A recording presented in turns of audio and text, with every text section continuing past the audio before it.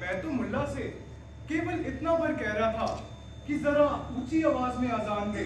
आवाज सातवें आसमान तक तो पहुंचे। खुदा सब सुनता है मौलवी साहब। चींटी के पग नेवर बाजे सो भी साहिब सुनता है। तेरी खैर नहीं, तेरे बाप मुल्ला की वजह से हम अब तक चुप हैं, वरना अब तक ये जिंदा काट दिया होता। वही हाथ जोड़कर गिड़गिड़ाता फिरता है और हमें रहम आ जाता है। और अब की बार तू नहीं बच पाएगा। जैसा आप कहे मौलवी साहब। अबे ओ जुलाहे, ये जो तू अनाज यहाँ बकता फिरता है ना, ये उचित नहीं है। तुझे पता भी है हम किस अखाड़े से हैं? कहीं मार दिया ना, किसी को पता भी नहीं चलेगा। और हाँ, ये जो तू मट के रास्ते अभी मंडली बिठा रखता है ना, इसे उठा ले, नहीं तो इतने घोड़े पड़ेंगे कि तेरे प्राण निकल जाएंगे। जैसा आप कहें महंत जी।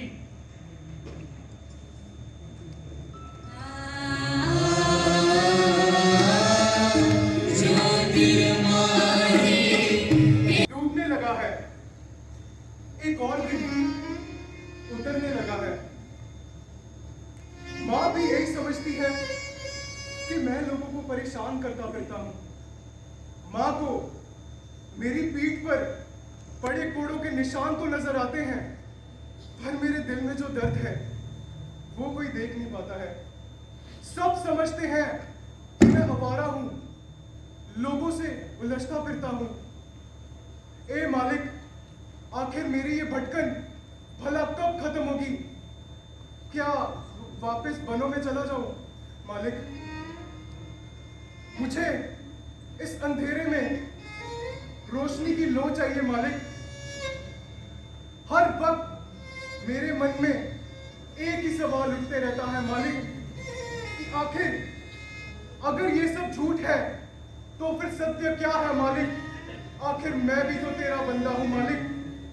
मुझे बता कि मेरी खौर कहां पर है? पर्वती पर्वती मैं फिरया, नैन डुबाए हुए, 100 फुटी पाँव नहीं जाते जीवन हुए। सुखिया सब संसार है, खाए अरु सोवे, दुखिया दास कबीर है, गावे अरु रोवे।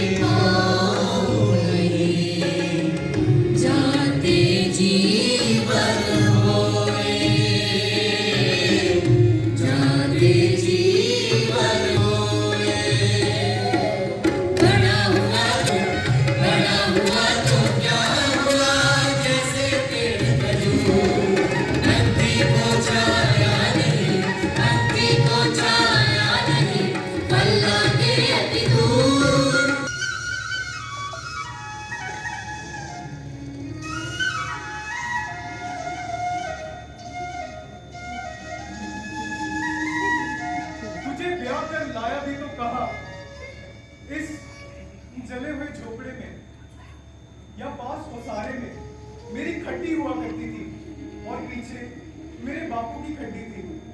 दोनों जल गई, एक खपची भी नहीं बची। पर अब तू इस झोपड़े में आ गई है तो लगता है कि कुछ भी नहीं चला। झोपड़े में उजियारा हो गया है। जब मैं तुझे लिवाने गया था तो माँ बड़े हौसले से बोली कि बेटा आते वक्त जरा बाजार से अस्सी का तेल लेके आना। मैंने पूछा माई क्यों? कहती जब दुल्हन आएगी तो दरवाजे और चौखटों पे लगा दोगी। मैंने बोला माई जब दरवाजे और चौखट ही नहीं है तो तू तेल कैसे लगाएगी? और क्या लोही से कुछ नहीं छुपेगा? क्या मेरी जली हुई झोपड़ी नहीं दिखेगी? एक तू है कि कुछ बोलती नहीं और एक मैं हूँ कि बोलता ही रहता हूँ। सब कहते हैं कबीरा तू बहुत बोलता है, बहुत बोला ना कर। जब तुम्हें गंगा जी में डुबाया था ना, हमने देखा था। ओ, तू बोली तो मुझे तो लगा था तू गूंगी है। तूने मुझे देखा था पर मुझे तो 3 बार डुबोया था। हम भीड़ में खड़े थे, हमने सोचा तो डूब जाएगा। मुझे तेरे दर्शन जो करने थे, वरना मैं कैसे डूबता? मेरे बापू कह रहे थे एक दिन कबीर को मार डालेंगे। तेरे बापू बड़े मेहरबान है। तू घर से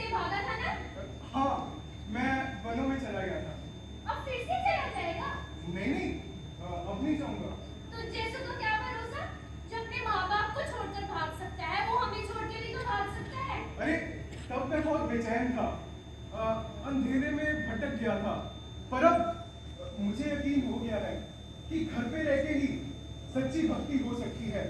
जो जब तब सब घर में रह के ही हो सकता है। घर में रह के ही सच्ची साधना हो सकती है। अरे इसे अभी से खेल लिया, अपने साथ मिलाएगा क्या? हमें क्या मिलाएगा?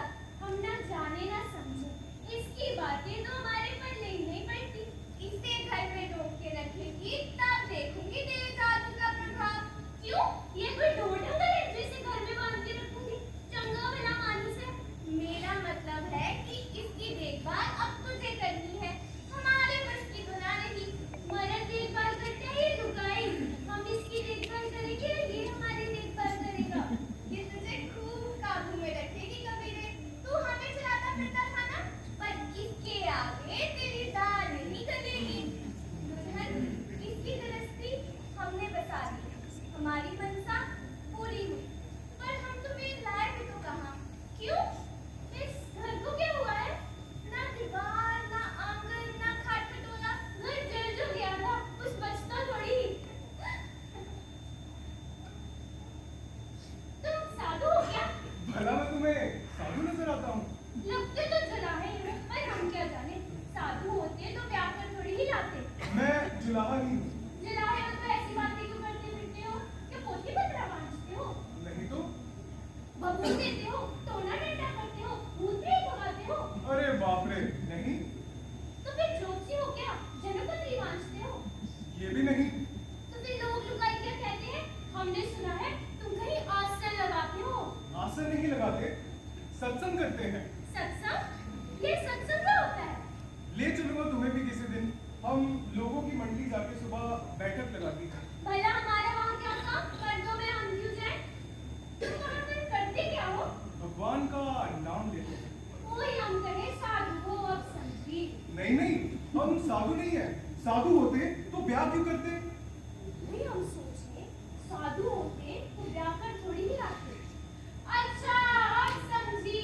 तुम साधु बनना चाहते थे और तुम्हारे माँ बाप ने तुम्हारा ब्याह कर दिया। तुम्हारी माँ भी ये बोल रही थी, क्यों? ठीक कहा ना? धीरे धीरे तेरी समझ में सब कुछ आ जाएगा। धीरे धीरे क्यों? हम सब जानते हैं। क्या जानती हो? यही कि तू घर से भागकर वनों में चला गया था, वो भी 2 बार। हाँ, मैं भाग गया था। पर तुम्हें कैसे पता? हमें नहीं मालूम था, हमें हमारे बापू ने बताया। हमारे बापू तुम्हें बहुत चाहते हैं, हम सच्ची कहती हैं। तुम्हारे बापू भी कभी कभार हमारे सत्संग में आया करते थे। कभी तो। अच्छा, तुम पहले हमें कहीं दिखे रहे? नहीं तो? याद करो, सुर टल जाएगी। नहीं। याद आएगा भी तो बोलोगे थोड़ी ही। साधु लोग बताते थोड़ी ही हैं। अब सच सच बताओ, कहीं देखा ना? नहीं लोई, पर मुझे तो कुछ भी याद नहीं। याद है जब पंडों ने तुम्हारे हाथ बांधकर तुम्हें गंगा जी में डुबोया था? हाँ, भला वो कैसे भूल सकता हूँ? उस दिन हम अपनी सहेलियों के साथ गंगा जी के किनारे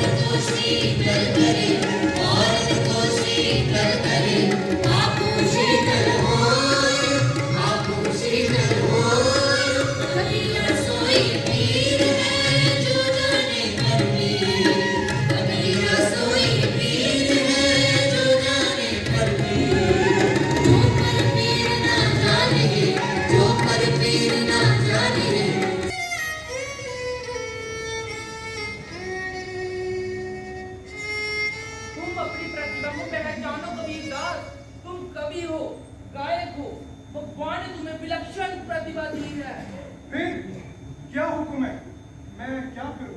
अरे प्रतिभा गलियों में फेंकने वाली चीज थोड़ी है, ये तो एक अनमोल हीरा है जिसकी तुम्हें रक्षा करनी चाहिए। जी तुम्हारा काम कविता करना है, केवल कविता करना है। जी अरे मैं तो कहूंगा सबसे पहले तुम्हें कविता के लक्षण सीखने चाहिए। तुम्हारी भाषा बड़ी रुखड़ी सी बदेसी भाषा है। तुम कहीं पर राजस्थानी के शब्द उछेर देते हो तो कहीं पंजाबी के। तुम्हें अभी छंदों का भी सही से ज्ञान नहीं। जी आप ठीक कहते हैं। तुम कहते फिरते हो मसी कागज छुयो नहीं, कलम गई नहीं हाथ। ये कोई शेखी पुकारने वाली बात नहीं है। अगर तुम कविता कहते हो तो उसके लक्षण भी तो जानने चाहिए। छंद ओले का ज्ञान नहीं होगा तो तुम क्या करोगे? मैं कविता नहीं कहता हूँ साहेब, मैं तो बस जो मन में आता है वो बोल देता हूँ। अरे इसलिए मैं कहता हूँ अपनी प्रतिभा को पहचानो। तुम कवि बन सकती हो, मेहनत करोगे तो किसी दिन अच्छा लिखने लगोगे। लेकिन अगर इन पचड़ों में पड़ोगे तो अपनी सारी प्रतिभा खो बैठोगे। कौन से बछड़े साहेब? यही खंडन मंडन ये कवि का काम थोड़ी ना है। कवि की साधना तो सरस्वती देवी के चरणों में होती है, ये गलियों बाजार में थोड़ी ना होती है।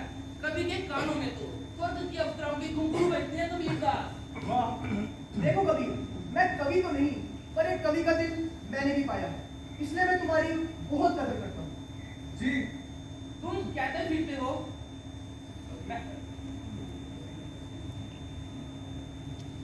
इसलिए मैं तुम्हें कहता हूँ कि तुम्हें सच्ची साधना करनी चाहिए। तुम्हारी कविता में कई जगह अच्छे हैं लेकिन भाषा बड़ी गुबारू है, छंद करने पर दोष है। एक जगह तुम कह रहे हो वेद किसे पढ़े बैकुतुबा, बै बोलाना बै पांडे, इसमें रुकना पड़ता है। मुलाने की जगह कोई और शब्द होना चाहिए था। जी बिल्कुल गलत। भाषा निर्बंधन की भांति शुद्ध और स्वच्छ होनी चाहिए। कभी गवारू भाषा में तुमने कविता सुनी है? कविता जी ये तभी हो सकता है जब तुम खंडन मंडन छोड़ोगे। ये खंडन मंडन कवि का काम थोड़ी। उस दिन भी तुम मस्जिद की सीढ़ियों पे अनाप शनाप बोलते, वो बहुत बुरा है, वो कवि का काम नहीं। तुम अपनी प्रतिभा को पहचानो। जी तुम्हें चाहिए अच्छे अच्छे लोगों से अपना मेल मिलाप रखो। महाराज के दरबार में पद कहने वाले बहुत लोग हैं। अगर उनका हाथ तुम्हारी पीठ पर होगा एक दिन तुम्हारी भी प्रतिभा मिलेगी और तुम एक दिन राजकवि भी बन सकते हो। जी एक बार प्रतिभा मिल जाए तो सारे दरवाजे खुल जाते हैं। अभी तुम्हारी बात कोई नहीं सुनता। तुम हिंदुओं को भी गाली देते हो और तुर्को भी। पर मैं तो किसी को गाली नहीं देता साहिब। तुमने दोनों को नाराज कर रखा है। दोनों तुम्हारे पीछे लग लिए घूमते हैं। अगर समझदारी से काम लेते तो एक वक्त पर एक को गाली देते। दोनों तुम्हारे दुश्मन बन चुके हैं। पर मैं तो किसी को अपना दुश्मन नहीं समझता। एक वक्त पर एक को गाली दो, दूसरे का समर्थन करो। ऐसे तुम्हें दोनों से लाभ प्राप्त हो सकता है। हवा का रुख देखते रहना चाहिए। आंधी तूफान में वही पेड़ बचते हैं जो आंधी तूफान जाके झुक जाए। जो नहीं झुकते हैं वो जड़ से उखड़ जाते हैं। जी ये काशी है, यहाँ तुम्हें कुचल देंगे। यहाँ का राजा हिंदू और कोतवाल तुर्क है। लोधी बादशाह की आलमदारी है और तुम मामूली जुलाए हो। क्या आपको कोतवाल साहब ने मेरे यहाँ भेजा है? अरे नहीं नहीं, मुझे कोई क्यों भेजेगा? मैं तो तुम्हारे भले के लिए तुम्हें बता रहा हूँ। आप साफ साफ बताइए बात क्या है? आप किस लिए मेरे पास आए? मैं वक्त रहते तुम्हें आगाह करने आया हूँ। क्या आगाह करने आए हैं? देखो कबीरदास, दिल्ली के बादशाह सिकंदर लोदी यहाँ तशरीफ ला रहे हैं। बिहार की फतेह के बाद वह दिल्ली लौट रहे हैं। रास्ते में वह काशी से होकर गुजरेंगे। हाकिमों का कहना है कि उन दिनों तुम्हारे रहते वहाँ बहुत झगड़े हो सकते हैं। महंतों के पास गोला बारूद है और मस्जिद वालों के पास हाथी घोड़े हैं, भाले नेजे हैं और तलवारें हैं।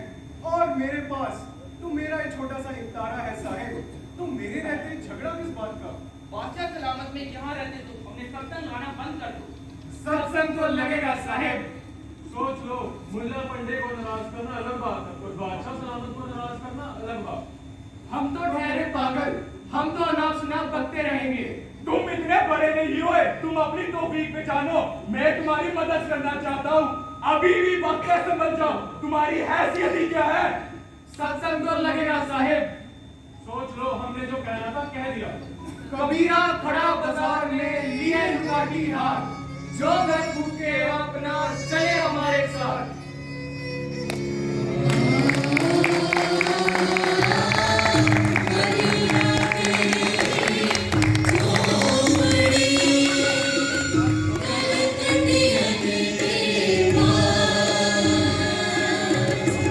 जैसी करनी वैसी करनी, तू क्यों भरे उदास, तू क्यों भरे उदास।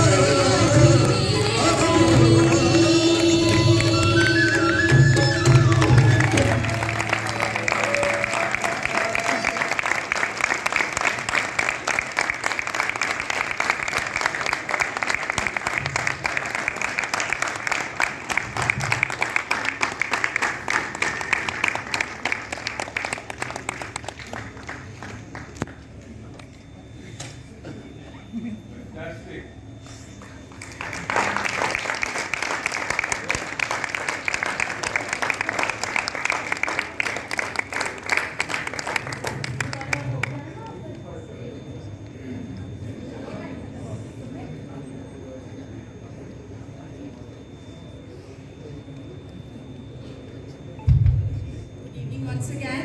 So I'll just take the names of the cast. Please take a step forward while I call your names. So first and foremost, the drama was directed by Mr. Sumit Sharma, who's the drama instructor at the Dean Students Welfare. And now the cast. While I take your names, students, please take a step forward. So Kabira was played by Manhar, Kalyan and Pavandi. Noora by Adil Mahajan. Neema by Bhumi and Suhani. Loi by Harshit Kaur. Mantri by Ishan. Avichal, Adil, Narayan,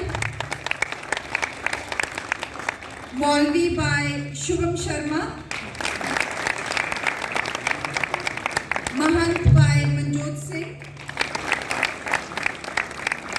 and the narrators Tavishi, Neemat, Dia,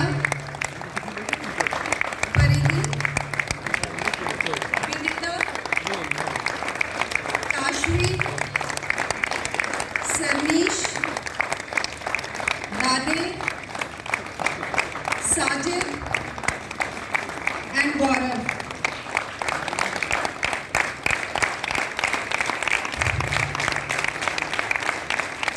Backstage coordination by Divya Verma and Raghav Sharma.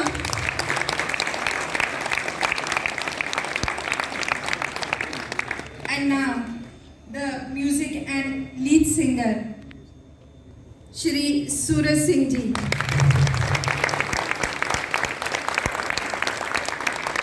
And on dholak we had Shri Vijay Anand. On flute, Shri Rakesh Jasrotia. On tabla, Amit Anand. Harmonium, Sohil Vani. And choreography by Mr. Sunny Jao. The set, they helped us, IMFA people helped us, especially I want to take name of Mr. Amar, who helped us with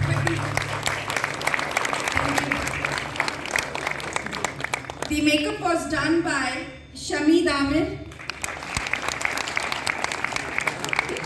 And now I want to take the names of the chorus. Divya Bharti, Andrew, Damneet Kaur,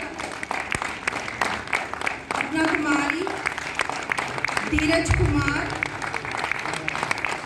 Jalvin Mehra, Abhijit Thakur.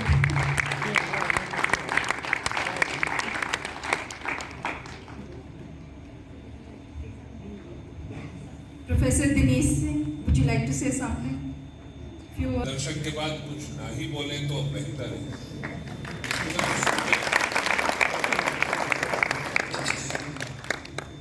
हर एक बच्चे को मैं व्यक्तिगत रूप से जानता हूँ। पहले दिन जब इन लोगों ने दाखिला लिया था, तब से मेरी यात्रा भी इनके साथ एक अनोखे तरीके से चल रही है। मैं कल्पना भी नहीं कर सकता था कि ऐसा प्रदर्शन आज मैं देख पाऊंगा। आपने हम सबको ऋणी बना लिया है, हृदय को जीत लिया है। कबीर को एक नए रूप में डायरेक्टर साहब, आपके भी हम ऋणी हैं, और जितने सहयोगी थे या संगीत से जुड़े, संगीत की दुनिया से, राग रंग की दुनिया से, कबीर को एक नए ढांचे में आपने आज ढाला है। उसमें डीवाईडी भी आ गया, इतनी अच्छी बात थी। मैंने सपने भी नहीं सोचा था कि डीवाईडी और कबीर एक साथ कभी पेश हो सकते हैं, वो भी हो गया। अब क्या बचा है? कुछ भी नहीं। मैं फिर से हार्दिक रूप से सबकी तरफ से बधाई देता हूँ। जिन लोगों ने इसमें सहयोग दिया, जितने भी हमारे अध्यापक वर्ग हैं, सबने इसको जो है हमारे सामने प्रत्यक्ष रूप से पेश किया है। बहुत बहुत बधाई हो और जम्मू विश्वविद्यालय की जय हो।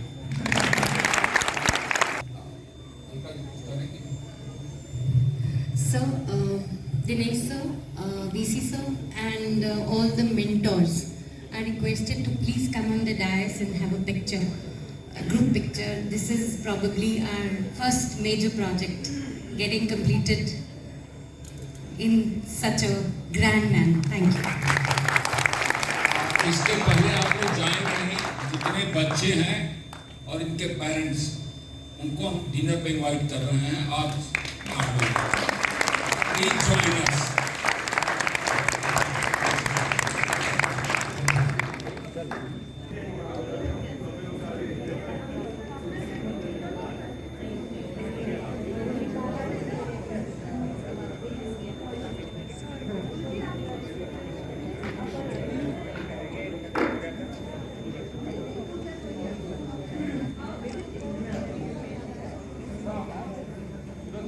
खाना खा करके डिनर पर जो है जी